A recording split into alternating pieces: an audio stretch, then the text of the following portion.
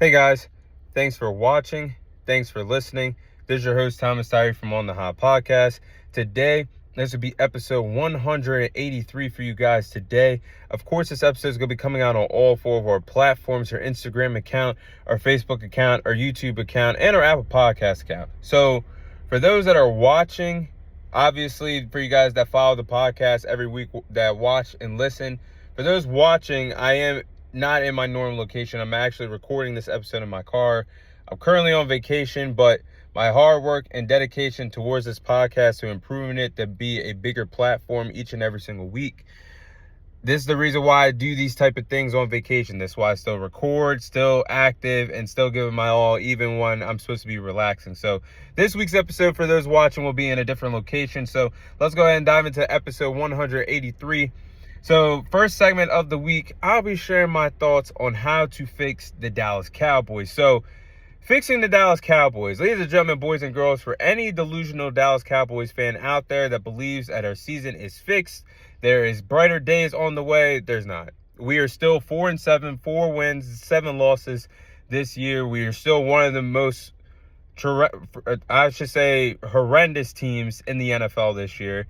There's really no hope at the end of the tunnel. No NFC Championship, no Super Bowl.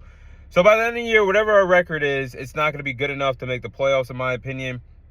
And after this win against the Commanders, it makes me think that with a delusional owner like Jerry Jones believing that we still have a chance, or players like Micah Parsons saying we still have a chance, we don't. We're 4-7.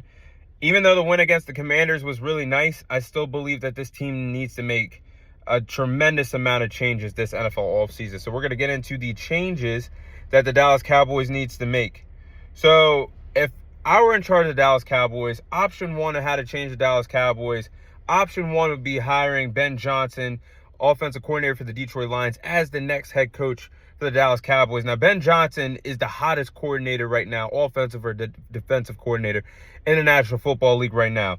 And he's going to be one of the hottest coaches to hire during this upcoming offseason because of the job that he's done with the Detroit Lions offense over the last several years. And the Lions go on to win a Super Bowl this year. One of the big reasons is going to be due to the play calling that Ben Johnson has provided the Detroit Lions over the years. He's a boy genius. He's a tremendous offensive coordinator, and I think he'd be a tremendous leader to possibly change around any other NFL team that's in dire needs of a new head coach, especially the Dallas Cowboys. There's already talent there for him to work with, whether they keep Dak Prescott or not moving forward. I know Dak is locked up to a 5-year deal, but it's the National Football League. Anything can happen. I think Ben Johnson's the coach that you want for the sake of the future. And I think someone like Robert Saleh, him possibly bringing him in as a defensive coordinator. Look at the work that Robert Saleh has done as a defensive coordinator with the San Francisco 49ers over the years. Look at the work that he's done with the New York Jets before Aaron Rodgers got there. They were a really good defense with a lot of talent there before Aaron Rodgers came and fucked it all up. But as I digress, I think Ben Johnson coming in as a Dallas Cowboys head coach for next season would change a lot of things. I think he has the characteristics to be a good leader, even though it's not been, I should say, fully documented controlling a team just yet. Robert Saleh has a lot of knowledge. You don't have to have him as the head coach, but him as a defensive coordinator, I think that'd be really good fit. But Ben Johnson would be option number one for fixing the Dallas Cowboys this year. Now, option number two would bring in Deion Sanders. Now, don't get me wrong, even though Colorado lost to Kansas this weekend, a 4-6 Kansas team, Deion Sanders, to me, still is an elite coach at the collegiate level, but he has yet to prove it in that way. So I think Deion coming to the National Football League, being a head coach for the Dallas Cowboys, despite what anybody thinks, or despite that Kansas loss a few days ago, I think Deion Sanders would be a good fit for the Dallas Cowboys. Him and Jerry Jones already have a lot of history together. Deion Sanders was a part of the 90s dynasty that the Cowboys went on. He did win a Super Bowl with us. So him and Jerry Jones got a good relationship. And if we're being realistic, if you follow the Dallas Cowboys, Jerry Jones has not had someone fully in control of the team since Jimmy Johnson. And Mike McCarthy and Jason Garrett have been puppets for the Cowboys. But Deion Sanders is one of the only people that I could see him passing over the keys, giving them full control of the team, and Jerry Jones completely staying out of the media, trying to control the football team. But Deion Sanders, I feel like he'd be that motivator. He'd be that guy to lay the foundation for the Dallas Cowboys. He would put a lot of players in check. For guys like Michael Parsons and Trayvon Diggs that like to speak behind a microphone or podcast and talk about the blowout losses and how they're still a good team despite being 4-7. Deion Sanders would set the bar and set the standards of what it's like to be a championship team once again in Dallas, because he's already done it in the past. So I think Deion Sanders, being a Dallas Cowboys head coach, if he's available to go get, if he's willing to leave college, is a really good choice for the Dallas Cowboys. I think that's something they really got to consider. And possibly, if you get Deion, you would most likely have to do a package deal to go get his son, Shedeur. Even though Deion has said he doesn't want to follow Shedeur to the NFL or doesn't want Shedeur to be with him in his NFL, it's football, ladies and gentlemen, boys and girls.